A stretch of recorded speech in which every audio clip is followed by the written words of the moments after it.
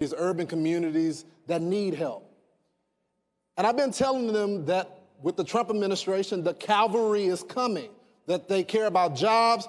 If you're American, you want to work, we're going to put you back to work, businesses. Why should the people out here care about this issue? Starting with you, Scott. And thank you, Lawrence, and I'm so happy to be here with you all at CPAC. You know, the president has set forth policies that give the people of America inside of distressed communities an opportunity to start businesses, to build new homes, you know, to be self-sustaining, to be self-governing, and fulfill the American dream, and really to fulfill their God-given potential. I have the honor of stewarding the White House Opportunity and Revitalization Council, which works inside of our nation's opportunity zones. And, you know, opportunity zones bring stakeholders together inside of communities that haven't seen investment in decades. You're talking about elected officials, community leaders, faith leaders, education leaders, with developers and entrepreneurs sitting at the same table at the same time, having a hard conversation. You know, what's the pain of this community? You know, why is this community, you know, vacated and blight? And also, what's the promise here? You know, what's the potential of the community? And to see all of these people coming together to bring viable solutions, job creation, new businesses, new Scott, homes. They're willing to listen to you. This is not a partisan issue. No. You got everybody involved with it. Yes. And the good thing about opportunity zones, you know, everyone, I've learned doing this job. I've been to almost 60 cities in the last 11 months. And poverty has no color. Poverty has no party. It doesn't matter if you're Republican or Democrat. Poverty affects our country. It's systemic. It affects all of us indirectly or directly. And so when you look at poverty, say our goal and our vision is the eradication of poverty to help people to rise up. See, when you're in poverty, you don't care about party. But the good thing about revitalization, that means to bring new life.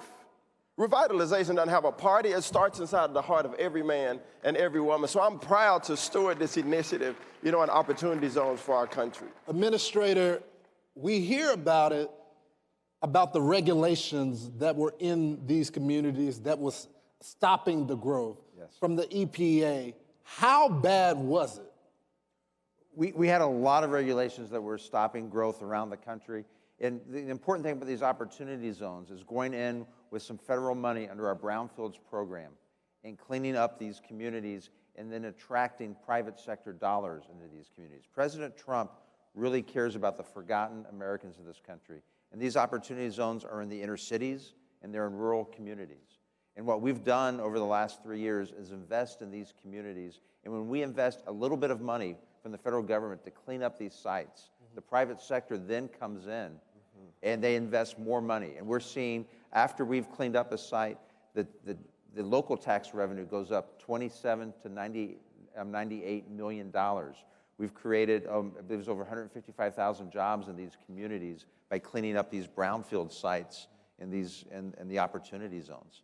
But the regulations under President Trump, we have deregulated. We have taken away 51 regulations, saving the American public $6.5 billion just from EPA alone. That's amazing. Administrator, I know this audience, and when they hear about the federal government coming in, giving out money, how can you confidently tell them that the money is not going to be abused or wasted? We watch very carefully how the money is being spent, but there are these old industrial sites around the country. They're in the inner cities. They're also in rural communities that need to be cleaned up. They have contamination. Some of the companies that did this maybe 100 years ago are no longer in existence. But we don't want these blighted city blocks. We don't want these blighted buildings where there's nothing occurring. We want them cleaned up. So we go in and we make sure that the people who are hired to clean them up are doing it under the environmental standards that we have, and then that those properties can then be redeveloped and repurposed. And we're seeing new development come into these communities, and it's just, it's incredible. And it's not just the inner cities, but it's also the rural areas. We listed a new Superfund site last year in Minden, West Virginia. Minden has about 650 people in it. It was a site of a lot of mining 50, 75 years ago. That city has been decimated. It's a third of what it was. And they now have some new hope that we're going to be able to help clean up the waste that they had in their city and maybe attract some new jobs. Scott, that's amazing, by the way. Scott, before you joined the White House, you were a state representative, you were a pro football player, and you were a businessman. And when I go out in the community, the equalizer is the green. Everybody cares about the money. So what are you doing with the opportunity zones as it relates to entrepreneurship? Because there's a lot of people where I come from that are business people. They just don't know what to do. Right. And that's a great question, Lawrence. And, you know, when you look at opportunity zones, the spirit of this law, and this came about because of the Tax Cuts and Jobs Act in 2017. The spirit of opportunity zones is both economic development and social impact. And so when you look at opportunity zones and you look at the development that's going on, there's real estate development, but there's also operating businesses, which is just as important. Because we know in America, you know, small to medium businesses, that drives our economy, and that's the American way. And so, I mean, you're talking about, like in Cleveland, Ohio, there's a new bakery that's coming online in the opportunity zone, right? A first-time business owner that has, you know, private capital and public investment coming together to start a new business in the Tremont area of Cleveland, Ohio. And along that, they're building workforce housing and retail shops. So that's just one example of entrepreneurship. You know, the president is very driven and very supportive, if you will, from his background and also from his heart about entrepreneurship and people starting and owning businesses. And so that is a huge driver. Just yesterday at the White House, we had nearly 150 black entrepreneurs and business owners at the White House for a summit to talk about entrepreneurship. You know, what policies are helping you? What's working? What do we need to do better? Because we're not just about checking the box. You know, there's been a lot of programs in America, right? But this is an initiative. The Opportunity Zone deal is long-term sustainability. And so when people come to the White House, we want to hear, you know, what's working for you? Yeah. What can we do better? How can we help you to be successful in your business, to take care of your family, to be an impact in your community? Because long after all of us are gone, the vision is that it'll have a generational impact in our country. And that's why I'm here. That's why we're all here, right? Yes. And so that's the heart of it. And entrepreneurship is a big driver of that. You give someone who has a skill set. Yeah. Like someone who can cut hair, or maybe a lady who's a beautician, or even somebody that's good with their hands and they want to be a plumber or a welder. And we build, you know, career and technical centers to teach the trades, to teach somebody how to draw blood, to teach cosmetology, to teach somebody how to be a fireman, right? And then they go out and they have an honest job and a great living, and then they might even start a business that could ignite something in their community. It may even ignite, look, conversations around the kitchen table are changing. That's right. When you start talking about, I know I can own this. I came from a broken home, right? And when you get these young people who are inside of the inner cities and now they start talking, you know what, I'm good with my hands. You know what, maybe I can start a business one day. Those conversations around the table are changing. Right. And when they start changing, then generations start changing. And so, and I want to let Administrator Wheeler talk, but entrepreneurship is not only driving our economy, but it is literally changing families and futures and generations. And that's something that we as a country and as people together need to continue to drive and to pray for and to ignite and to invest in, because we'll see a greater America when that happens. Yeah, absolutely. You know, this is an anti-socialism conference, but there has to be an alternative, Administrator, to the people that want socialism. And what Scott is saying is that the government is not saying, I'm going to give you this. You're not just giving grants away. No. You're making sure people have the education that have started, and they're partnering with the local businesses in the community. Talk a little bit about that. Yes, we are. And you know, one of the other programs we have at EPA is under our Clean Air Act. And if a local community, particularly the cities, are in non-attainment for the clean air standards, it's hard to attract new businesses into those communities. So we are now working more proactively with cities all over the country to get them from non-attainment on the air standards to attainment. And under President Trump's leadership, we have moved 38 communities from non-attainment to attainment over the last 3 years. Right. And that is lifting a lot of the regulatory burdens on our cities so that they can attract new businesses, so they can bring in new, when a business looks to see where they want to settle or start a new facility, they look to see whether or not the community is in attainment with the environmental standards. Mm-hmm. So by helping these communities attain these standards, it's helping attract new businesses into our cities, in particular our inner cities. But the one thing I just want to make sure everybody here knows and understands is our environment is cleaner today than it has ever been. EPA is 50 years old this year. Our air pollution is 74% lower than it was in 1970. Wow.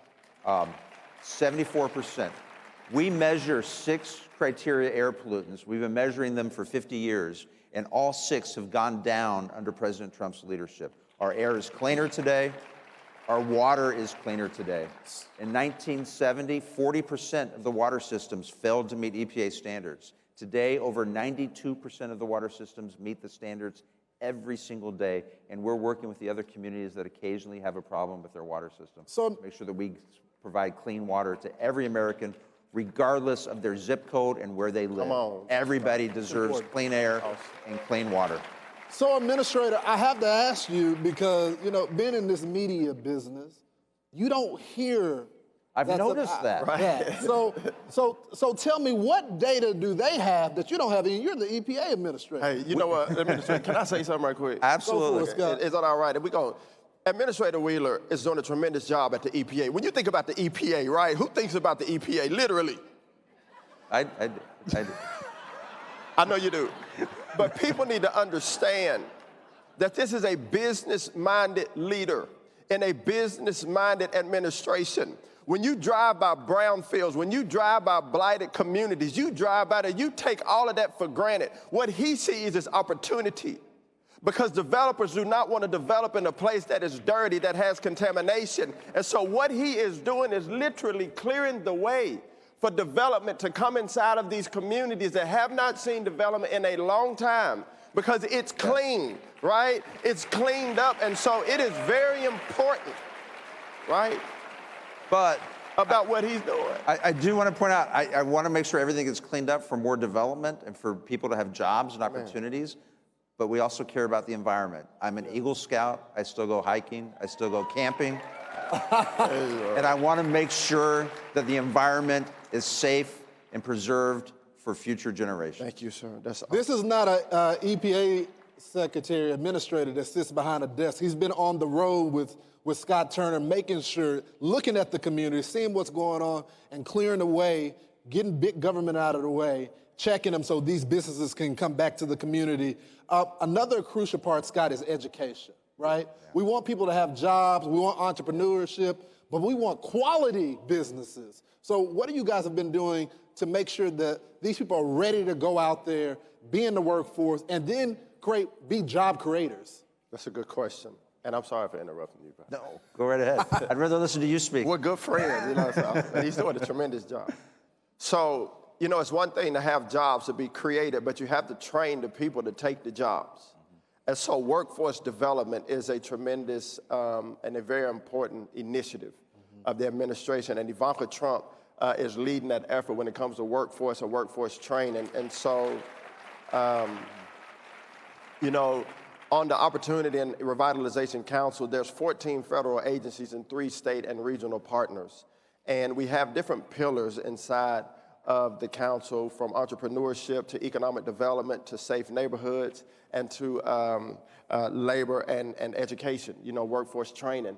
And so that is a tremendous and a big priority to make sure that people are trained for the 21st century workforce. Mm-hmm. Because if you look at the young people today in the high schools and the middle schools and even those in the colleges and universities, that's the generation of leaders and workforce that's coming. And so we have to do our job, our best job, the administrator, myself, and you, Lawrence, and others, to make sure they're ready to take that baton of leadership and trained up in the right way. So education is very important. And listen, y'all, we've had a deal in our country where we're encouraging young people and saying you have to go to a 4-year college. Well, listen, all young people are not going to go to a 4-year college, but it doesn't mean that they're not going to be successful.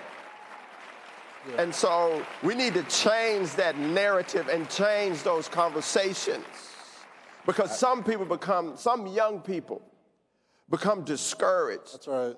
And thinking, well, I'm not college material, or I don't want to go to college, but I still want to be successful. We need to let them know you absolutely can be successful and have a prosperous life, if you don't go to college. So I'm going to let the administrator answer. I'm going to interrupt you now. We're doing that at EPA as well. Right now we're looking to hire new risk assessors, recent college graduates in our North Carolina facility. So if you're a recent college student, you're from North Carolina, we're looking to hire new risk assessors to help us relocate in Research Triangle Park. At the same time, we are training across the country people to go into the water management systems jobs. This is for Public Water Works. The Public Water Works workers today, 40 to 50% of them are eligible to retire. We're going to have a shortage in that area. So we're trying to get out there, and you don't necessarily have to have a college education to work for a water supply company and that side. There's jobs across the whole spectrum. That's great. So, but 40 to 50% of those people are eligible to retire today. So we have to make sure that we have people trained to run our water systems, our public water, drinking water, sewer water systems going into the future, to make sure that we can ensure clean, safe drinking water for all Americans. So Administrator, you are the EPA administrator, and what is your message to conservatives? Because, I'm a conservative, but I believe that God entrusted us to be good stewards of the earth. So absolutely. What is your message to the conservatives out here about our environment and the state of our environment? As I said, our environment is the cleanest it's ever been since we've been measuring it for the last 50 years. 74% reduction, and you don't hear that in most news organizations or in the newspapers. 74% reduction in air pollution over the last 50 years. But at the same time, what we're trying to do at EPA is make things more transparent. We're working on cost-benefit regulation, so we can explain to the American public what are the costs and the benefits of all of our regulations. People have a right to know what they're paying for. If they're paying for a regulation, you need to know what the benefit is of that regulation. So we're going to require it going forward for all of our regulations. Today, we are going live with a new database. This is President Trump's idea, where all of our EPA guidance documents will be publicly accessible to the public. So you can go on our website and see our guidance documents for the first time ever. We are all about transparency. We're all about making sure, and the third area that I want to just highlight real fast is our science transparency regulation. I've gotten beat up on this by everybody in the media. What we're trying to do is make sure that if we use a scientific study to justify a regulation, that scientific study has to be made available to the public, so that you know how we're making our decisions. And I think if we do that, that clears up a lot of the mystery and confusion about the EPA policies and how we regulate. And that will provide more transparency, and the American public can see what their taxpayer dollars are buying, because it's not government money. It's money from the taxpayer. That's great. Scott, I opened this up by saying that when I go to Baltimore, Chicago, Philly, I told them in the community that the cavalry is coming, that the White House cares about them. Tell me some of the success stories from your work with these opportunity zones. Okay, well, I only have 1 minute and 9 seconds left. I will tell you to go to opportunityzones.gov. That's the website. It is a tremendous portal to teach you about opportunity zones, what they are, the activity of the council, some of the things that we've learned along the way, and how you can get involved in opportunity zones. I told you about the new business in Cleveland, the new bakery. But I think one that really tugs at my heart is in Liberty City, Miami. Secretary Carson and I were there because developers there took one of the toughest parts of this city and a housing project and are redeveloping it into multifamily housing. And we saw the first resident to move into her new apartment, the nicest apartment she said she's ever had in her life. Wow. But there's 2 young men there from that neighborhood that the developer taught how to be window and door installers. Wow. And during that press conference, one of those young men tapped that window and said, I put this window in here. Wow. We don't want to be on the streets. We don't want to be on the corner. And so now he has a life skill because of Opportunity Zone. Yeah. Ladies and gentlemen, the administrator, the director, thank you so much for being here. Last thing I'll say is this. Revitalization is a conservative issue. Yes. If we are not there, we open the door for socialism to take place. There's an entire community that are crying for help, and the White House is saying, send me, send me. Thank you. Thank you. Thank you, sir. Awesome.